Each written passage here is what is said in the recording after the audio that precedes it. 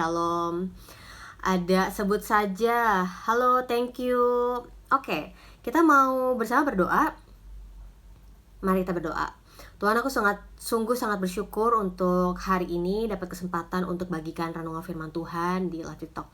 Tuhan, aku percaya bahwa ini adalah firman-Mu, perkataan-Mu, dan aku percaya bahwa ada sebuah prinsip yang dapat kami tarik dan kami dapat lakukan. Biarlah kebenaran firman Tuhan ini ada memerdekakan kami, membebaskan kami dari setiap tipu muslihat iblis, dari setiap hal-hal yang membelenggu kami, dari setiap hal-hal yang kami gak sadarin.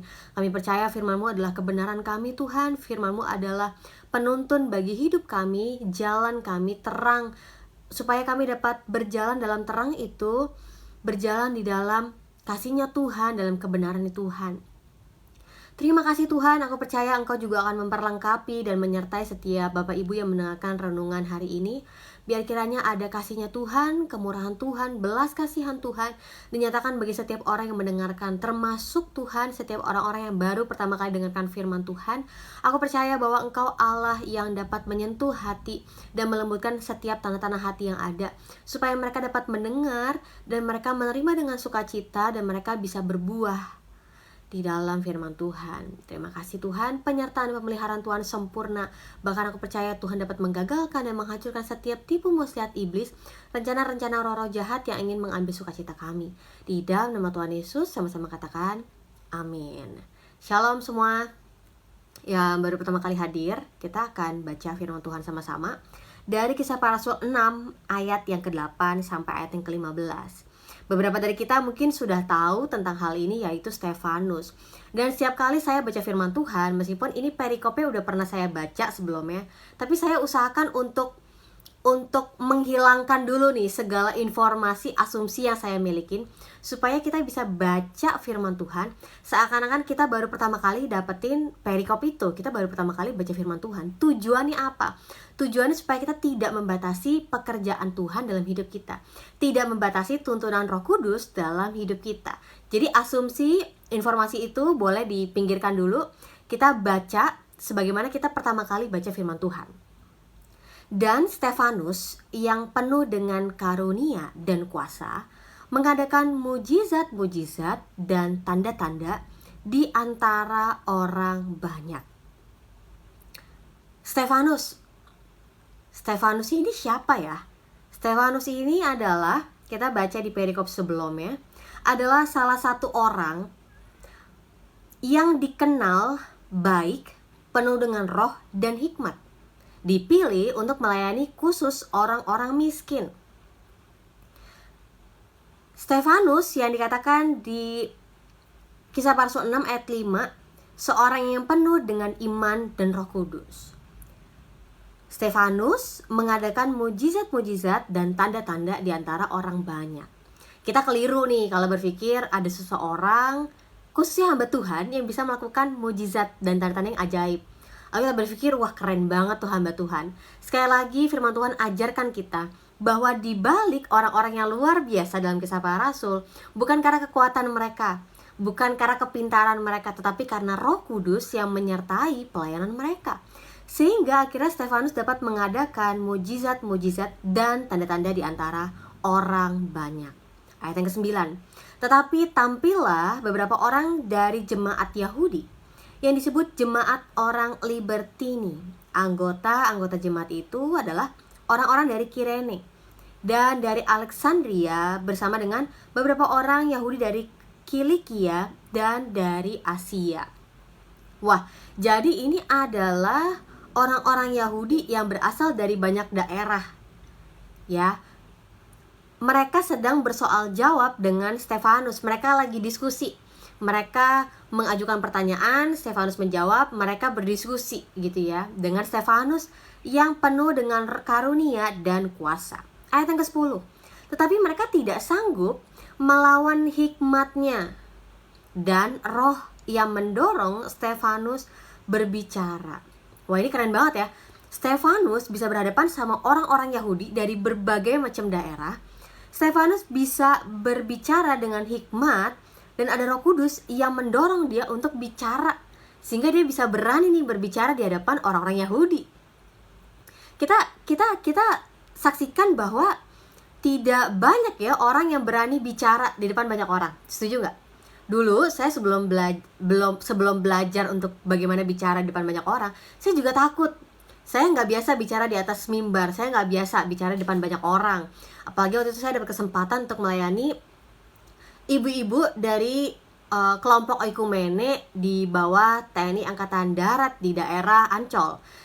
Sekitar ada 60 orang kita berkumpul bersama, dan saat itu saya mengingat bahwa Tuhan, bukan karena kemampuan saya ya bisa bicara, bukan karena kepintaran kita, bukan karena kemampuan kita, bukan karena keberanian kita untuk bisa bicara depan banyak orang, tapi karena Roh Kudus yang mendorong kita untuk bisa bersaksi.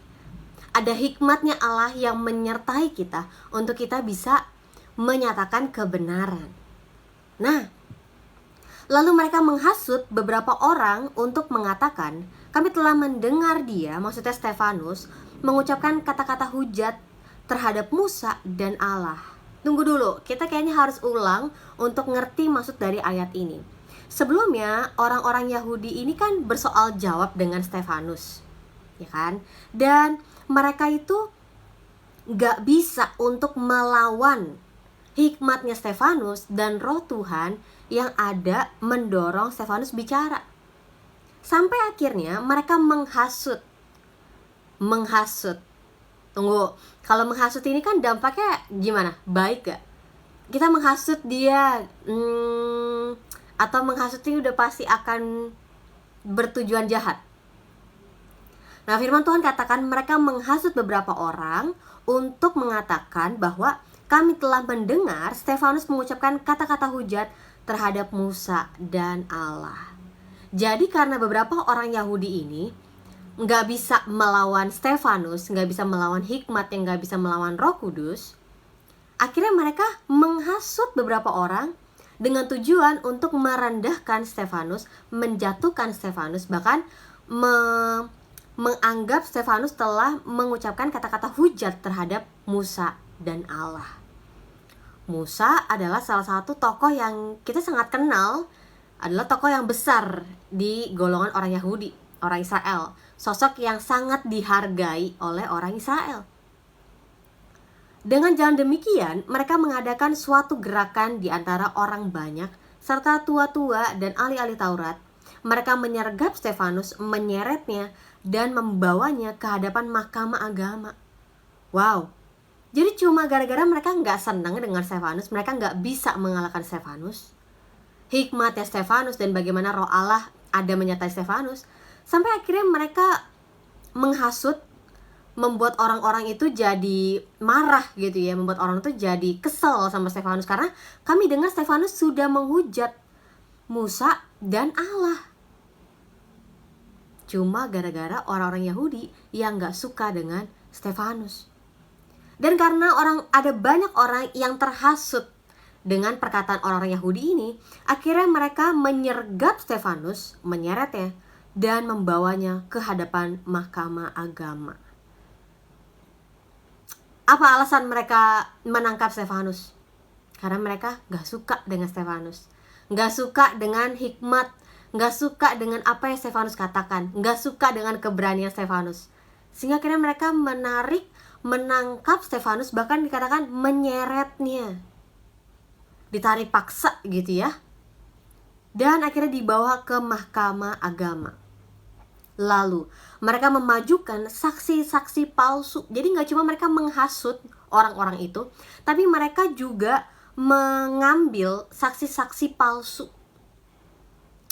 Ngerti ya? Jadi rencana mereka yang ingin menangkap Stefanus ini bertambah lagi dengan akhirnya mereka menghadirkan saksi-saksi palsu yang berkata orang ini terus-menerus mengucapkan perkataan yang menghina tempat kudus ini dan hukum Taurat. Sebab kami telah mendengar dia mengatakan bahwa Yesus orang Nazaret itu akan merubuhkan tempat ini dan mengubah adat istiadat yang diwariskan oleh Musa kepada kita. Wah, kita bayangin sebentar ya. Kita bayangin sebentar. Jadi ada orang-orang yang rela untuk jadi saksi palsu juga. ada orang-orang yang rela untuk dirinya bersaksi, mengatakan, menyampaikan pernyataan yang palsu. Ketika saya baca firman Tuhan ini, saya berpikir kok ada ya orang-orang yang kayak gitu. Orang-orang yang berani untuk menyampaikan hal-hal yang gak benar, gak sesuai dengan fakta, gak sesuai dengan kebenaran. Ada orang-orang yang menyampaikan kepalsuan, ketidakbenaran. Gimana? Kok ada ya orang-orang seperti itu ya? Yang berani gitu, gak takut gitu di hadapan Tuhan untuk menyampaikan sesuatu yang gak sesuai dengan kebenaran. Kok ada ya orang-orang seperti itu ya? Jadi dikatakan oleh saksi-saksi palsu ini bahwa mereka bilang Stefanus ini mengatakan bahwa Yesus orang Nazaret itu akan merubuhkan tempat ini dan mengubah adat istiadat yang diwariskan oleh Musa kepada kita. Semua orang yang duduk dalam sidang mahkamah agama itu menatap Stefanus. Jadi karena mereka dengar Stefanus telah melakukan hal-hal yang jahat seperti yang disampaikan oleh saksi palsu, mereka menyaksikan, menatap Stefanus, lalu mereka melihat muka Stefanus sama seperti seorang malaikat. Gimana ya mereka bisa melihat muka seorang malaikat?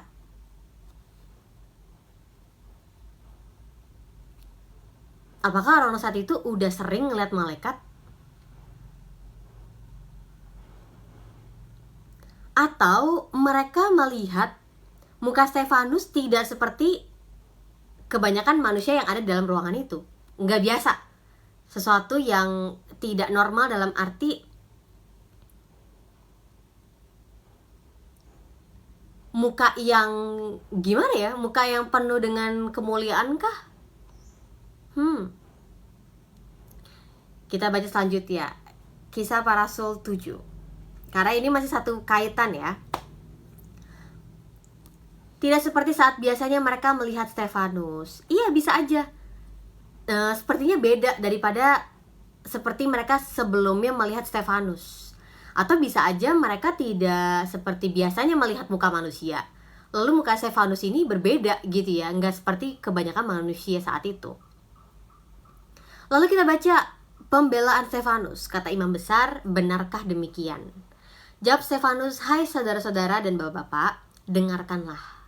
Ya, jadi ini Stefanus di hadapan orang-orang yang ingin menjatuhkannya, tapi dia masih bicara dengan sopan. Dia nggak bicara dengan kata-kata yang penuh dengan amarah gitu ya, emosi, langsung berkobar-kobar kayak pengen marahin orang-orang itu, enggak. Tapi dia masih katakan, hai saudara-saudara dan bapak-bapak, dengarkanlah. Allah yang maha mulia telah menampakkan dirinya kepada bapa leluhur kita Abraham ketika ia masih di Mesopotamia, sebelum ia menetap di Haran. Dan berfirman kepadanya, keluarlah dari negerimu dan dari sanak saudaramu, dan pergilah ke negeri yang akan kutunjukkan kepadamu. Maka keluarlah ia dari negeri orang Kasdim, lalu menetap di Haran. Dan setelah ayahnya meninggal, Allah menyuruh dia pindah dari situ ke tanah ini, tempat kamu diam sekarang. Dan di situ Allah tidak memberikan milik pusaka kepadanya, bahkan setapak tanah pun tidak. Tetapi ia berjanji akan memberikan tanah itu kepadanya menjadi kepunyaannya dan kepunyaan keturunannya, walaupun waktu itu ia tidak mempunyai anak. Beginilah firman Allah, yaitu bahwa keturunannya akan menjadi pendatang di negeri asing, dan bahwa mereka akan diperbudak dan dianiaya 400 tahun lamanya. Tetapi bangsa yang akan memperbudak mereka itu akan kuhukum, firman Allah. Dan sesudah itu mereka akan keluar dari situ dan beribadah kepadaku di tempat ini. Lalu Allah memberikan kepadanya perjanjian sunat, dan demikianlah Abraham memperanakan Ishak, lalu menyunatkannya pada hari yang ke-8, dan Ishak memperanakan Yakub, dan Yakub memperanakan ke-12 bapak leluhur kita. Karena iri hati, bapak leluhur kita menjual Yusuf ke tanah Mesir, tetapi Allah menyertai dia dan melepaskannya dari segala penindasan serta menganugerahkan kepadanya kasih karunia dan hikmat. Ketika ia menghadap Firaun, raja Mesir, Firaun mengangkatnya menjadi kuasa atas tanah Mesir dan atas seluruh istananya. Maka datanglah bahaya kelaparan menimpa seluruh tanah Mesir dan tanah Kanaan serta penderitaan yang besar, sehingga nenek moyang kita tidak mendapat makanan. Tetapi ketika Yakub mendengar bahwa di tanah Mesir ada gandum, ia menyuruh nenek moyang kita ke sana. Itulah kunjungan mereka yang pertama. Pada kunjungan mereka yang kedua, Yusuf memperkenalkan dirinya kepada saudara-saudaranya. Lalu ketahuanlah asal-usul Yusuf kepada Firaun. Kemudian Yusuf menyuruh menjemput Yakub ayahnya dan semua sanak saudaranya, 75 jiwa banyaknya. Lalu pergilah Yakub ke tanah Mesir. Di situ ia meninggal, ia dan nenek moyang kita. Mayat mereka dipindahkan ke Sikem dan diletakkan dalam kuburan yang telah dibeli Abraham dengan sejumlah uang perak dari anak-anak Hemor di Sikem. Tetapi makin dekat genapnya janji yang diberikan Allah kepada Abraham, makin bertambah banyak bangsa itu di Mesir, maksudnya bangsa Israel. Sampai bangkit seorang raja lain memerintah tanah Mesir, seorang yang tidak mengenal Yusuf. Raja itu mempergunakan tipu daya terhadap bangsa kita dan menganiaya nenek moyang kita, serta menyuruh membuang bayi mereka supaya bangsa kita itu jangan berkembang. Pada waktu itulah Musa lahir. Dan ia elok di mata Allah, 3 bulan lamanya ia diasuh di rumah ayahnya, lalu ia dibuang. Tetapi putri Firaun memungutnya dan menyuruh mengasuhnya seperti anaknya sendiri. Dan Musa dididik dalam segala hikmat orang Mesir dan ia berkuasa dalam perkataan dan perbuatannya. Pada waktu ia berumur 40 tahun, timbullah keinginan dalam hatinya untuk mengunjungi saudara-saudaranya yaitu orang Israel. Ketika itu ia melihat seorang dianiaya oleh orang Mesir, lalu ia menolong dan membela orang itu dengan membunuh orang Mesir itu. Pada sangkanya, saudara-saudaranya akan mengerti bahwa Allah memakai dia untuk menyelamatkan mereka, tetapi mereka tidak mengerti. Pada keesokan harinya, ia muncul pula ketika 2 orang Israel sedang berkelahi, lalu ia berusaha mendamaikan mereka. Katanya, "Saudara-saudara, bukankah kamu ini bersaudara? Mengapa kamu saling menganiaya?" Tetapi orang yang berbuat salah kepada teman itu menolak Musa dan berkata, "Siapakah yang mengangkat engkau menjadi pemimpin dan hakim atas kami? Apakah engkau bermaksud membunuh aku sama seperti kemarin engkau membunuh orang Mesir itu?" Mendengar perkataan itu, larilah Musa dan hidup sebagai pendatang di tanah Midian. Di situ ia memperanakan 2 orang anak laki-laki. Dan sesudah 40 tahun, tampaklah kepadanya seorang malaikat di padang gurun, Gunung Sinai, di dalam nyala api yang keluar dari semak duri. Musa heran tentang penglihatan itu. Dan ketika ia pergi ke situ untuk melihatnya dari dekat, datanglah suara Tuhan kepadanya. "Akulah nenek moyangmu, Allah Abraham, Ishak dan Yakub." Maka gemetarlah Musa. Dan ia tidak berani lagi melihatnya. Lalu firman Allah kepadanya, "Tanggalkanlah kasutmu dari kakimu, sebab tempat di mana engkau berdiri adalah tanah yang kudus. Aku telah memperhatikan dengan sungguh kesengsaraan umatku di tanah Mesir, dan aku telah mendengar keluh kesah mereka, dan aku telah turun untuk melepaskan mereka. Karena itu marilah, engkau akan kuutus ke tanah Mesir Musa ini yang telah mereka tolak dengan mengatakan, 'Siapakah yang mengangkat engkau menjadi pemimpin dan hakim?' Musa ini juga yang telah diutus oleh Allah sebagai pemimpin dan penyelamat oleh malaikat yang telah menampakkan diri kepadanya di semak duri. Dialah yang membawa mereka keluar dengan mengadakan mujizat-mujizat dan tanda-tanda di tanah Mesir, di Laut Merah dan di padang gurun 40 tahun lamanya."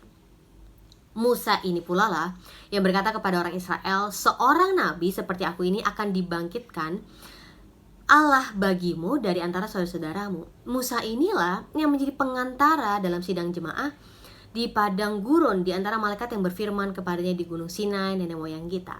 Dan dialah yang menerima firman-firman yang hidup yang menyampaikan kepada kamu. Tetapi nenek moyang kita tidak mau taat kepadanya.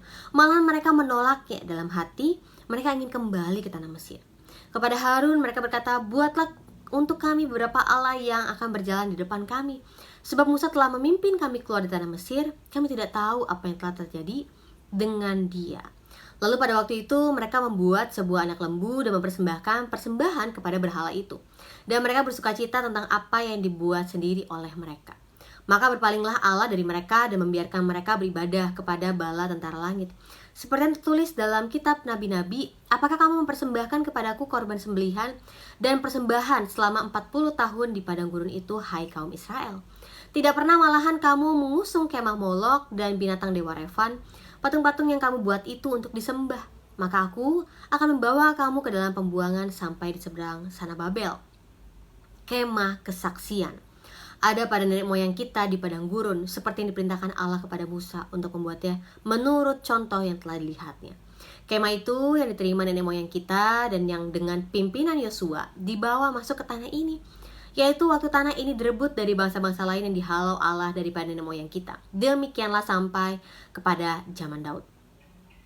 Daud telah mendapat kasih karunia di hadapan Allah dan ia memohon supaya ia diperkenankan untuk mendirikan suatu tempat kediaman bagi Allah Yakub.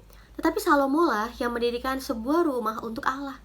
Tetapi yang Maha Tinggi tidak diam di dalam apa yang dibuat oleh tangan manusia.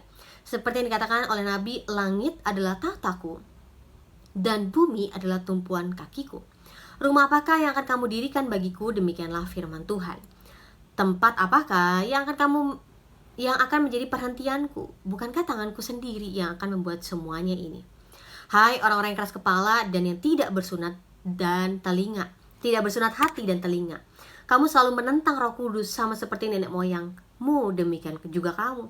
Siapakah dari nabi-nabi yang tidak dianiaya oleh nenek moyangmu? Bahkan mereka membunuh orang-orang yang lebih dahulu memberitakan tentang kedatangan orang benar, yang sekarang telah kamu hianati dan yang kamu bunuh.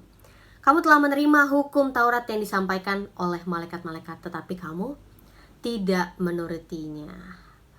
Wah, jadi kalau misalnya kita sempat berpikir ya, bagaimana Stefanus itu penuh dengan hikmat dan roh Allah. Bagaimana akhirnya Roh Kudus itu dapat membuat Stefanus berani berkata-kata di hadapan orang-orang Yahudi. Bahkan gak cuma orang Yahudi yang berasal dari Yerusalem, orang-orang Yahudi yang berasal dari luar Yerusalem. Kebayang ya, kita pasti pernah memikirkan seberapa sih hikmat Allah yang ada dalam diri Stefanus. Seberapa luar biasanya sih Roh Kudus yang memampukan Stefanus dapat bertanya jawab dengan orang-orang Yahudi. Nanti Bapak Ibu bisa baca lagi dalam Kisah Para Rasul pasal yang ke-7 ayat yang pertama sampai ayat yang ke-53. Intinya tadi saya udah bacain ya keseluruhannya, lengkap banget yang disampaikan oleh Stefanus ini. Stefanus ini kayak ceritain benang merah dalam perjanjian lama. Tapi tadi ya saya coba bacakan 53 ayat ya, 53 ayat. Jadi kita mau ambil dulu nih poin penting dari apa yang menjadi pembelaan Stefanus di hadapan Mahkamah Agung. Ya, dalam sidang Mahkamah Agung.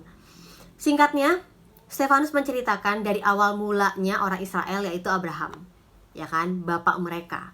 Nah, bagaimana Allah telah memberikan janji kepada Abraham, bagaimana Abraham juga mempercayai janji Allah meskipun Abraham belum dapat tuh kegenapan dari yang dijanjikan Allah. Tapi Abraham setia dan menjalaninya, sampai akhirnya keturunan Abraham itu bertambah banyak dan semakin dekat tuh dengan janjinya Tuhan. Maksudnya semakin nyata janjinya Tuhan kepada Abraham setelah berpuluh-puluh tahun, ratusan tahun, akhirnya tergenapi gitu ya. Bagaimana keturunan Abraham, yaitu orang Israel, tuh banyak banget. Dan salah satunya adalah tentang janji mengenai tanah, ya kan? Karena kan janjinya Allah kepada Abraham gak cuma tentang keturunan, tapi juga bicara tentang tanah, dan akhirnya bagaimana tentang keselamatan itu. Nah, singkatnya, bagaimana Allah telah memanggil Musa. Bahkan Allah telah menyelamatkan Musa, gitu ya. Cara Allah menyelamatkan Musa dari sebuah pembunuhan massal bagi anak-anak Israel saat itu. Musa itu diselamatkan. Kebayang ya, Musa itu diselamatkan. Kok ya bisa Musa, seorang anak Israel, orang Ibrani, diselamatin sama putri Firaun. Dan singkat cerita, bagaimana Musa itu tumbuh di kalangan orang Mesir, pendidikan orang Mesir, dan akhirnya bagaimana Musa mengetahui bahwa dia adalah orang Israel sesungguhnya, dan akhirnya dia kabur karena menghindari dikejar-kejar oleh pemimpin Israel saat itu, pemimpin Mesir saat itu, sampai akhirnya Musa kembali kepada orang Israel karena visinya Tuhan. Karena Tuhan tahu apa yang terjadi terhadap umatnya, karena Tuhan mendengar tangisan umatnya, karena Tuhan punya belas kasihan kepada umatnya. Jadi Musa dipimpin Tuhan untuk kembali kepada orang Israel. Dan singkat cerita, bagaimana akhirnya orang Israel bisa keluar dari perbudakan Mesir, dan akhirnya bisa menghadapi, berjalan menuju tanah yang dijanjikan dengan pimpinan Yosua. Lalu akhirnya Stefanus mengatakan bahwa dari kerajaannya Daud pun, ketika Daud ingin mendirikan sebuah rumah, Daud gak bisa mendirikan itu. Firman Tuhan katakan jelas, bukan Daud yang berperan untuk mendirikan bait Allah, tetapi keturunannya Daud, yaitu Salomo. Tapi firman Tuhan jelas katakan bahwa bumi adalah tumpuan kakiku, surga adalah langit adalah tataku, bumi adalah tumpuan kakiku. Mau rumah seperti apa yang didirikan oleh manusia? Jadi Allah itu kan, dari perjanjian lama kita udah lihat bahwa Allah itu benar-benar bertahta atas dunia ini, ya kan? Langit adalah tatanya, bumi adalah tumpuan kakinya. Jadi kita udah lihat bahwa Allah sudah memerintah sebagai raja, berdaulat atas dunia ini. Dan Stefanus katakan, hai orang-orang yang keras kepala dan yang tidak bersunat hati dan telinga. Stefanus langsung sampaikan kepada orang-orang Yahudi yang ada di sidang Mahkamah Agung saat itu. Jadi kalau misalnya kita berpikir kenapa ya Stefanus harus panjang-panjang cerita tentang kebudayaan orang Israel, bapak tokoh-tokoh terkenal yang dikenal oleh orang Yahudi. Ya karena Stefanus sedang berhadapan dengan orang Yahudi. Stefanus harus bicara dengan budaya mereka, dengan perspektif mereka, dengan apa yang mereka ketahui. Tapi Stefanus juga akan berbicara tentang apa yang mereka belum ketahui, apa yang mereka tolak, apa yang mereka sangkal selama ini. Apa? Bahwa orang-orang Yahudi yang hadir bersama dengan Stefanus saat itu adalah orang-orang yang selalu menentang Roh Kudus, sama seperti nenek moyang mereka. Ini kebayang ya, suatu bangsa punya kesamaan antara nenek moyangnya dengan generasi yang sekarang, yaitu tegar tengkuknya.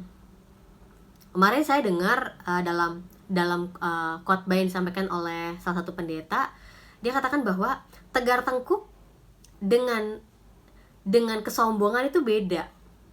Ya, tegar tengkuk itu bicara tentang ketidaktaatan. Gak tahu kenapa orang Israel tuh sulit banget untuk taat kepada Allah. Padahal mereka udah lihat bukti Allah yang memimpin mereka adalah Allah yang baik, Allah yang penuh dengan kasih, Allah yang mengajarkan mereka kebenaran, Allah yang menuntun hidup mereka dalam kebenaran. Kenapa sih mereka gak mau percaya kepada Allah? Kenapa mereka gak mau untuk ikut apa yang jadi perintah dan larangannya Allah? Terus kita berpikir, ya ampun, orang Israel itu mau yang dulu maupun sekarang gak berubah ya. Tetap aja keras kepala, tetap aja tegar tengkuk, gak mau tunduk, gak mau taat. Padahal kan ini adalah firman Allah, ini adalah perkataan Allah. Kenapa sih mereka sulit banget percaya?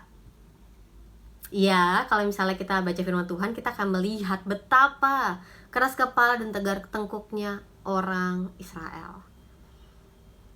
Tapi sebenarnya kita semua dulu gitu kan.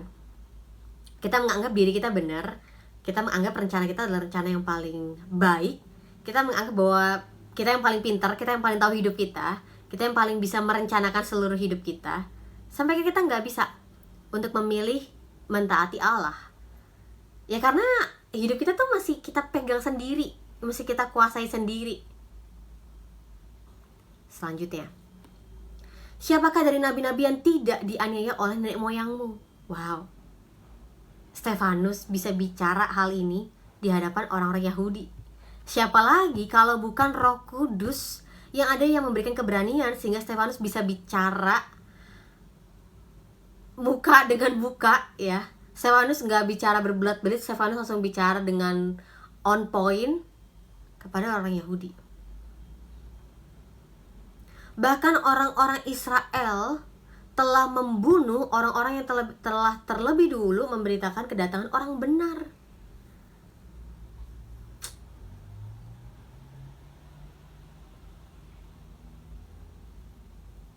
Unik ya, ada orang-orang yang menyampaikan kebenaran tapi justru mengalami penderitaan, bahkan dibunuh.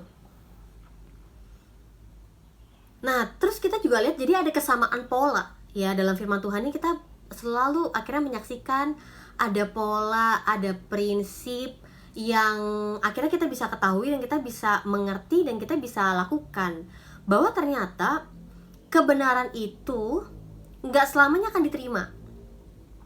Ketika saya sampaikan firman Tuhan ini juga nggak semua orang terima, ya kan?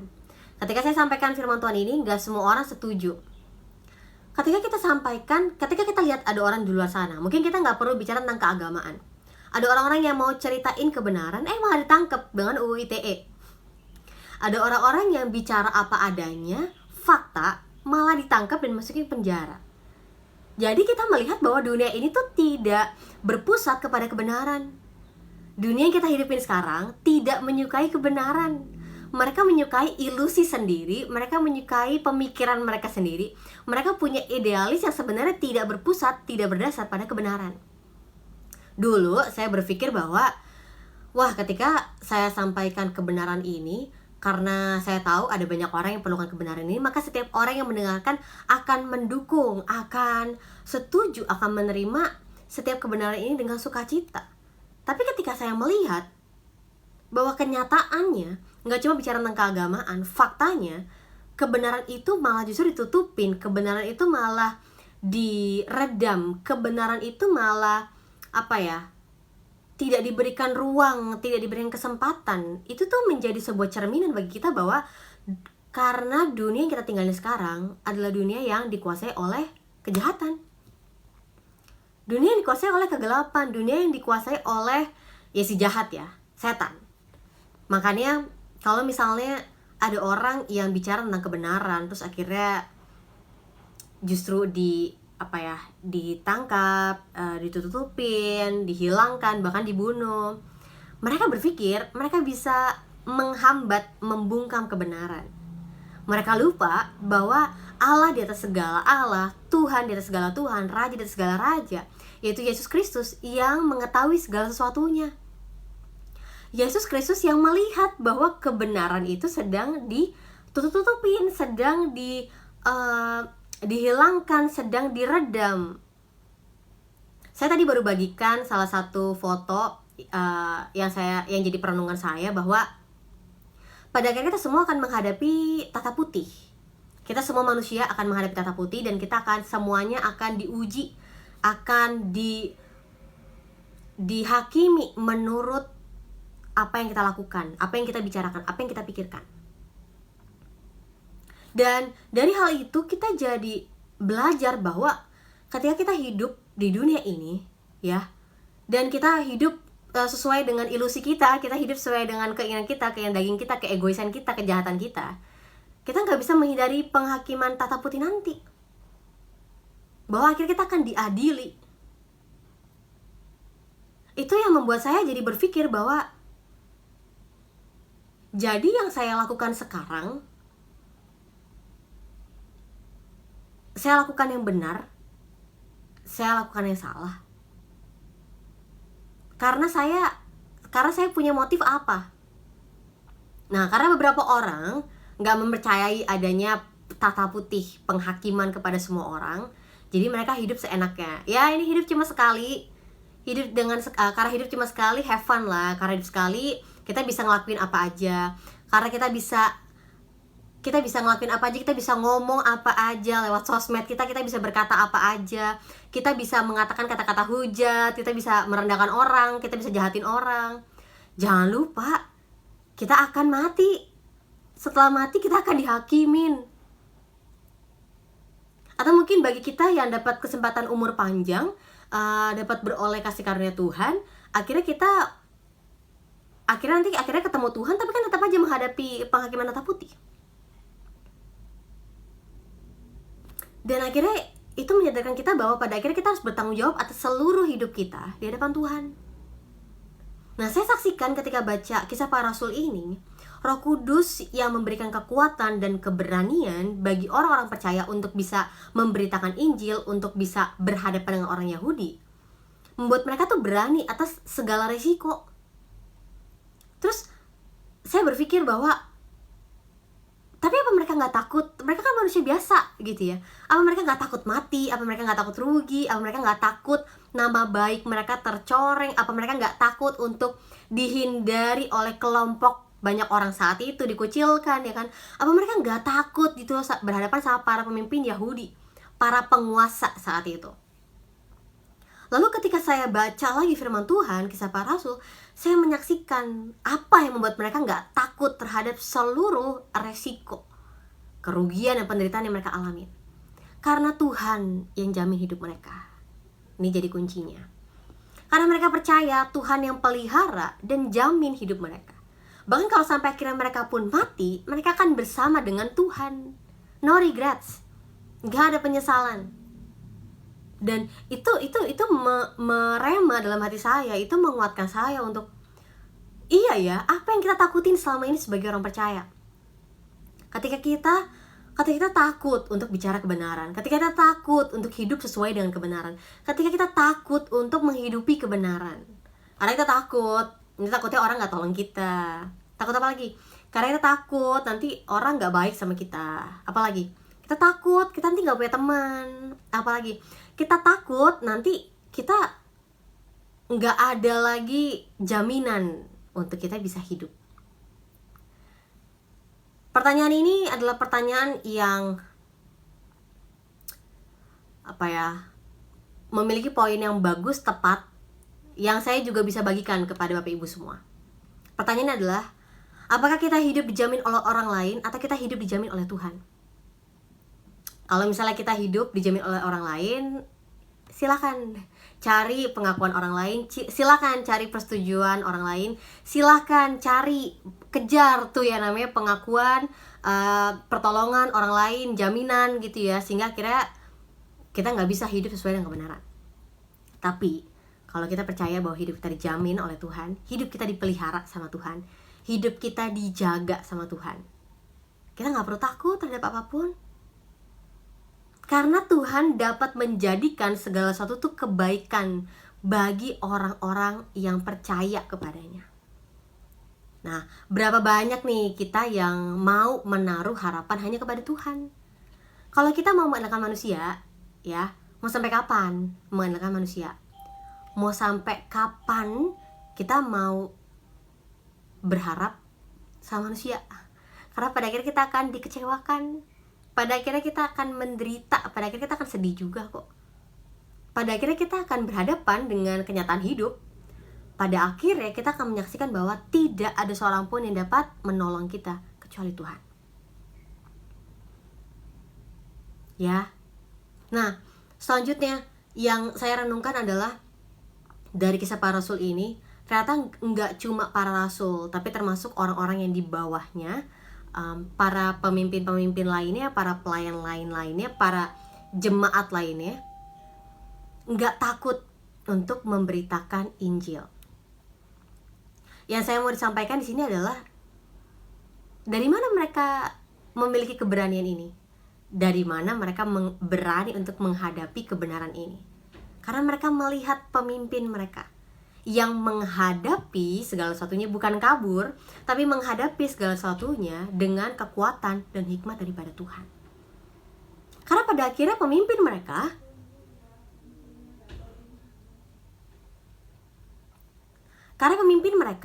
pada akhirnya menderita. Yesus menderita, iya.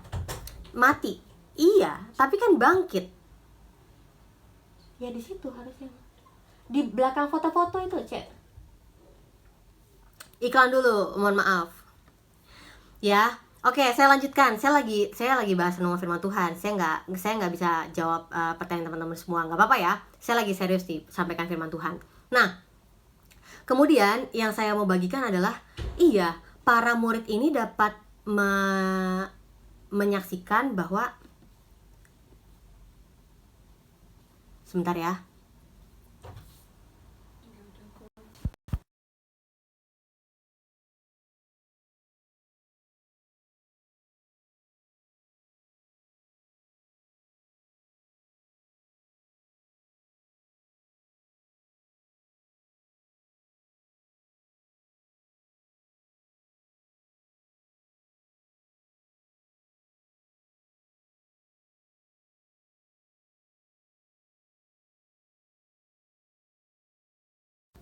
Kembali semua, ada urusan. Oke, selanjutnya, iya, saya saksikan bahwa seluruh para rasul, para pelayan Tuhan maupun para jemaat Tuhan nggak ngalamin ketakutan mereka tetap berada dalam persekutuan, mereka tetap berdoa, mereka tetap memuji Tuhan, mereka ada saling melayani gitu ya. Dari kisah para rasul di awal kita udah saksikan itu. Dan akhirnya mereka menghadapi penderitaan, ancaman. Apa yang membuat mereka nggak takut? Apa yang membuat mereka berani dan nggak takut? Karena mereka lihat pemimpin mereka bahwa Yesus menderita. Oke, kita juga ikut dalam penderitaan Yesus, kita ikut menderita juga. Tapi pada akhirnya Yesus menunjukkan bahwa salib itu berakhir kepada kebangkitan. Kita baru aja nih merayakan, memperingati kematian dan kebangkitan Yesus.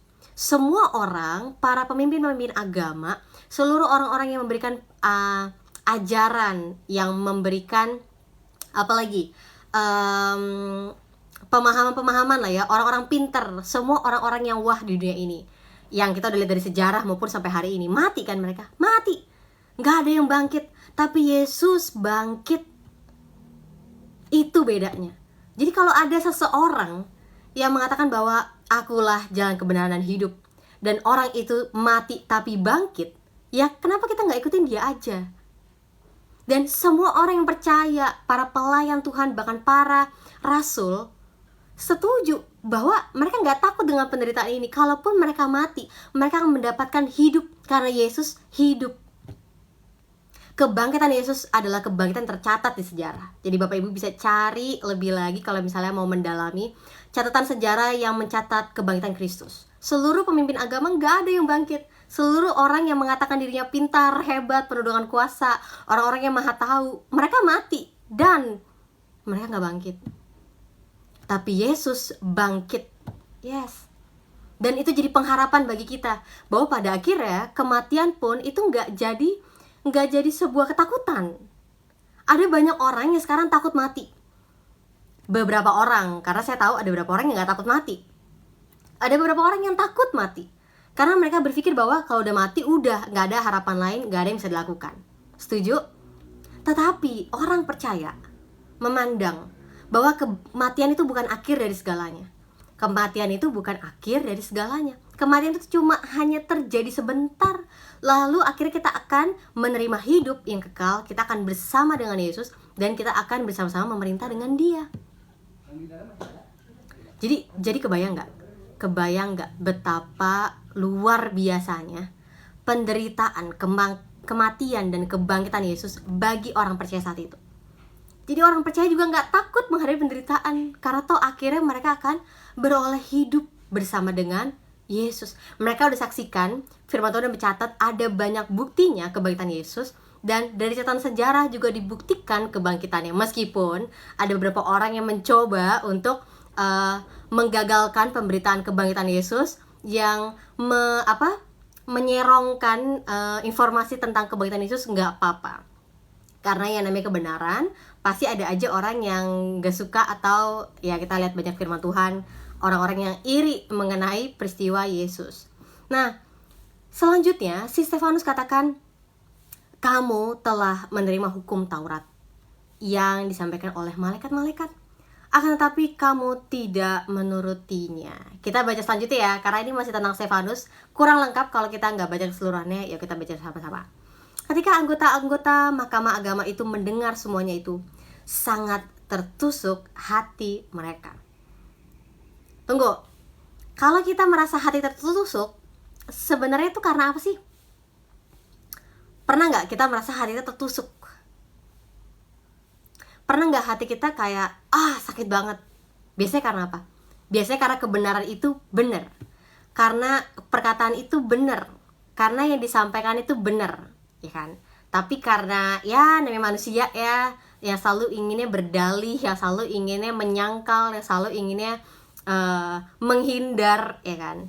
Ada banyak hal yang membuat kita akhirnya jadi menolak gitu.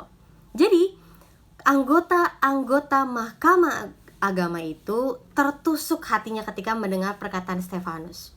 Stefanus, seorang pelayan Tuhan, beda dibilangnya tingkatnya. Ini adalah anggota-anggota mahkamah agama, para pemimpin agama, tapi malah tertusuk hatinya sama seorang pelayan Tuhan, seorang pengikut Kristus, karena yang disampaikan Stefanus sebenarnya adalah benar. Mereka menyambutnya dengan gertakan gigi. Tetapi Stefanus yang penuh dengan Roh Kudus menatap ke langit lalu melihat kemuliaan Allah dan Yesus berdiri di sebelah kanan Allah. Jadi Stefanus yang berada dalam sidang mahkamah agama saat itu penuh dengan Roh Kudus dan dia melihat kemuliaan Allah dan dia lihat ada Yesus di sana berdiri di sebelah kanan Allah. Nah, kapan-kapan kita bahas ya dampak-dampak kebangkitan Kristus itu apa aja. Lalu katanya, sungguh aku melihat langit terbuka dan anak manusia berdiri di sebelah kanan Allah. Maka berteriak-teriaklah mereka dan sambil menutup telinga serentak menyerbu dia. Mereka menyeret dia keluar kota lalu melemparinya. Dan saksi-saksi meletakkan jubah mereka di depan kaki seorang muda yang bernama Saulus. Sedang mereka melemparinya, Stefanus berdoa. Katanya, ya Tuhan, terimalah rohku. Sambil berlutut, ia berseru dengan suara nyaring, Tuhan, janganlah tanggungkan dosa ini kepada mereka. Dan dengan perkataan itu, meninggallah dia. Dulu, sebelum saya mengerti makna tentang kisah ini, saya sedih. Karena saya berpikir, kok Stefanus bisa mati ya? Saya berpikir, kok Stefanus mendapatkan penderitaan ya? Tapi ketika saya dewasa ini, saya menyaksikan bahwa oh, ini adalah sebuah kabar sukacita. Bahwa penderitaan itu bukan akhir dari hidup kita. Kematian bukan akhir dari hidup kita. Karena sebelumnya Stefanus udah menyaksikan bahwa ada Yesus di sebelah kanan Allah di surga. Yesus berada di sebelah kanan Allah di surga. Jadi setelah kematian, kebangkitan dan terangkat Yesus ke surga, kadang-kadang kita berpikir, Yesus ada di mana? Yesus berada di sebelah kanan Allah, tempat yang memang Allah sudah sediakan untuk Sang Mesias, penebus kita. Dan yang menarik adalah ketika baca ini saya tertarik bahwa ini kok anggota mahkamah agama, para pemimpin agama justru orang-orang yang melakukan kejahatan. Kok bisa orang-orang yang bekerja atau hidupnya sebagai pemimpin agama kok justru jadi yang melakukan kejahatan? Kok jadi orang-orang yang melakukan penderitaan kepada sesamanya?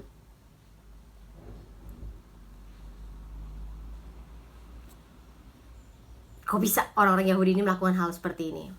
Kok nggak ada moralitasnya mereka untuk merasa, aduh janganlah kita jangan jahatin orang, aduh janganlah kita jangan bunuh orang, aduh janganlah kita jangan bikin orang menderita. Tapi kenapa para pemimpin Yahudi yang berinisiatif untuk membuat, bahkan membunuh Stefanus? Sekali lagi, Stefanus berkata, Tuhan, janganlah tanggungkan dosa ini kepada mereka. Sebuah pesan yang baik bagi kita orang percaya. Ketika kita menyaksikan ada orang-orang yang menyebabkan penderitaan dalam hidup kita, bahkan orang-orang yang membuat hidup kita menderita, orang-orang yang ada yang membuat hati kita sedih, yang membuat kita merasakan suatu kesedihan, penderitaan, kesakitan, kita justru berdoa di depan Tuhan untuk mereka. Stefanus nggak balas para pemimpin Yahudi dengan kekerasan. Justru Stefanus malah mendoakan mereka. Ini jadi sebuah pelajaran penting bagi kita orang percaya, bahwa kita tuh perlu kasihnya Tuhan untuk bisa mengasihi orang lain. Saya percaya Stefanus penuh dengan kasihnya Tuhan sehingga dia bisa tetap mengasihi orang lain. Bahkan ketika dirinya udah menderita, ketika dirinya udah dibuat sakit, dibuat hampir mati, bahkan sampai berujung kepada matian. Tapi Stefanus gak membalas mereka dengan tangan besi, dengan kekerasan, dengan kejahatan, atau dengan kata-kata yang yang merendahkan mereka. Stefanus malah berdoa, Tuhan jangan tanggungkan dosa ini kepada mereka. Sekali lagi kita lihat kasihnya Tuhan membuat orang bisa mengasihi sesamanya. Dari tadi salah satu ada yang dikatakan bahwa kasihlah tentang sesama ya. Iya, harusnya kasihnya Tuhan nggak cuma buat diri kita sendiri, tapi harusnya kita bisa praktekkan untuk bisa mengasihi satu sama lain. Yang kita lakukan sekarang adalah karena kita merasa bahwa kita sedang menerima kasih Tuhan, ya udah buat diri saya aja. Enggak ya. Kita perlu jadi saluran kasihnya Tuhan. Meskipun iya ada orang-orang yang nyebelin, iya ada orang-orang yang salah paham sama kita, iya ada orang-orang yang hancur dengan asumsi yang mereka bangun karena keegoisan mereka, karena keinginan jahat dalam pikiran mereka, karena keinginan mereka yang membuat kita ingin menderita, ingin kita direndahkan, ingin kita untuk dibuat sedih gitu ya, ada banyak hal lah. Tapi kita mau untuk mendoakan orang-orang itu.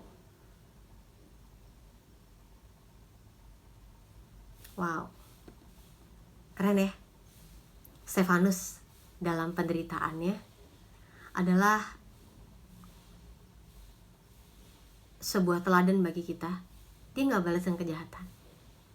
Saya berdoa setiap orang percaya yang dengar firman Tuhan hari ini, orang-orang yang penuh dengan kasih-Nya Tuhan, orang-orang yang hidup dalam kasih-Nya Tuhan, adalah orang-orang yang mau menyalurkan kasih-Nya Tuhan kepada orang di sekitar kita. Gak peduli apa yang pun mereka lakukan, gak peduli perkataan sejahat apapun yang mereka lakukan, saya percaya Tuhan ada menguatkan kita untuk kita bisa mengasihi mereka. Jadi pada akhirnya orang percaya cuma punya bagian untuk melakukan kebenaran, untuk mengasihi, untuk taat kepada kehendak Tuhan, dan itu aja. Urusan penghakiman itu tuh bagiannya Tuhan. Percaya nggak kalau Tuhan dapat bertindak sebagai hakim yang adil?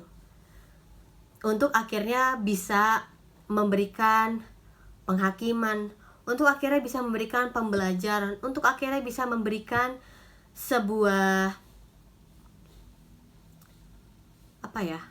peristiwa yang akhirnya bisa membentuk orang-orang yang telah berbuat jahat kepada kita, untuk hati mereka diubahkan, untuk hidup mereka direstorasi, dipulihkan, untuk akhirnya mereka boleh mengalami hidup yang lebih baik di dalam Tuhan. Kebanyakan dari kita ketika udah melihat orang-orang yang nyebelin, kita udah putus asa. Padahal sebenarnya bagian kita adalah kita melakukan sesuai dengan kebenaran aja. Urusan penghakiman dan penghukuman kita serahin ke Tuhan. Saya percaya Tuhan itu adil sebagai hakim. Hakim yang adil dan yang benar. Ada orang yang bisa bertindak adil, tapi sulit untuk bertindak benar. Setuju gak? Kalau kita mau bertindak benar, kita sulit untuk adil. Makanya benar dan adil tuh begitu kompleks, terlalu sulit, terlalu berat untuk kita mengerti dan pahami. Bahkan saya udah sering lihat beberapa kasus-kasus yang ada, beberapa teman-teman yang ada bekerja di dalam bidang hukum, mereka tuh menyadari bahwa mereka sebagai orang yang mempelajari hukum, mereka sebagai orang-orang yang bekerja di bidang hukum, mereka sadar mereka punya keterbatasan. Karena kadang apa yang adil belum tentu benar, dan apa yang benar belum tentu adil. Ya, saya sampaikan firman Tuhan ini, saya percaya bahwa ada kemerdekaan hari ini, ada pembebasan hari ini. Setiap orang-orang yang dengerin dari awal renungan firman Tuhan ini, saya percaya ada kebenaran yang Bapak Ibu bisa tarik dan bisa lakukan. Ada kebenaran yang akhirnya bisa kita rasakan membebaskan hidup kita dari belenggu dosa. Iri hati, keinginan untuk menjatuhkan orang lain, apalagi keinginan untuk merendahkan orang lain, ingin balas dendam, apalagi mengucapkan kata-kata yang jahat, kata-kata yang sia-sia. Sebenarnya kan ini semua adalah wujud bahwa kita tuh masih ada di dalam daging ini. Keinginan daging itu masih kuat, dan kita berada juga di dunia yang dikuasai oleh kegelapan, kejahatan. Makanya bagi saya, prinsip firman Tuhan itu sungguh berbeda dari setiap ajaran lain yang mengajarkan tentang kasih. Kelihatannya kita kayak lemah ya, kelihatannya kita kayak kalah, kelihatannya kita kayak orang-orang yang gak pinter. It's okay, gak apa-apa. kelihatannya kita bukan orang-orang yang kuat gitu untuk menghadapi kejahatan-kejahatan. Tidak apa-apa. Karena sesungguhnya Tuhan, caranya Tuhan, metodenya Tuhan berbeda dengan metode kita. Berbeda dengan metode kejahatan, dengan kegelapan tuh berbeda.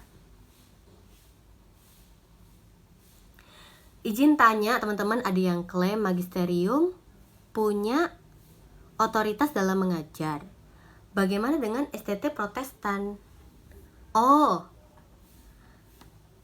jadi kalau saya yang juga berasal dari STT ya, memang akhirnya kita semuanya itu punya tanggung jawab untuk memberitakan Injil. Nih ada Mas Bambang ya, memberitakan Injil. Nah, salah satunya melalui pengajaran, melalui khotbah, apalagi melalui kepemimpinan, melalui banyak hal dalam hidup kita. Nah, jadi kalau yang saya saksikan bahwa pada akhirnya mengajar itu adalah bukan hanya tugas para pemimpin, tapi setiap orang percaya juga punya bagian untuk mengajar. Tahu dari mana? Saya teringat kepada perkataan Yesus mengenai amanat agung. Saya tahu maksud dari beberapa teman-teman Katolik yang mengatakan tentang magisterium ini mengenai jadi kalau dari Katolik itu kan memang yang hanya bisa menyampaikan firman Tuhan itu adalah pastor dalam gereja Katolik gitu ya. Dan yang saya saksikan kenapa akhirnya ada sebuah peraturan seperti itu untuk menghindari adanya sebuah bias dalam pengajaran kayak gitu. Dan akhirnya kan sebenarnya yang akhirnya memegang gitu ya, dulu kan ada ya sebuah peristiwa dalam sejarah yang akhirnya ya firman Tuhan itu, Alkitab itu hanya bisa dipegang oleh pemimpin dari gereja Katolik gitu ya, untuk akhirnya menghindari adanya yaitu bias. Dan tapi akhirnya dari keputusan itu juga ada biasnya juga, ada kekurangannya juga. Apa? Akhirnya jemaat jadi hanya mengandalkan pemimpin gereja. Jemaat jadi hanya mengandalkan para pengajar yang ada dalam gereja, dan mereka nggak bisa untuk mendalami firman Tuhan sendiri. Mereka nggak bisa baca firman Tuhan sendiri gitu ya. Jadinya ya ada kekurangan juga gitu. Saya percaya bahwa setiap keputusan, setiap ADART gitu ya, anggaran dasar dalam gereja yang telah ditetapkan itu pasti ada kelemahan, ada kelebihan ya. Makanya tergantung dari keputusan gereja masing-masing. Kembali lagi kepada keputusan gereja, karena saya percaya bahwa setiap gereja punya ADART masing-masing. Mereka punya visi misi sendiri, dan itu semua kan pasti diberikan sesuai dengan kehendaknya Tuhan gitu. Halo, ini saya ada yang Baron of Iblin. Halo, shalom. STH bolehkah menikah dengan yang di luar STH? Setahu saya sih nggak ada syarat ya. Itu kan cuma gelar.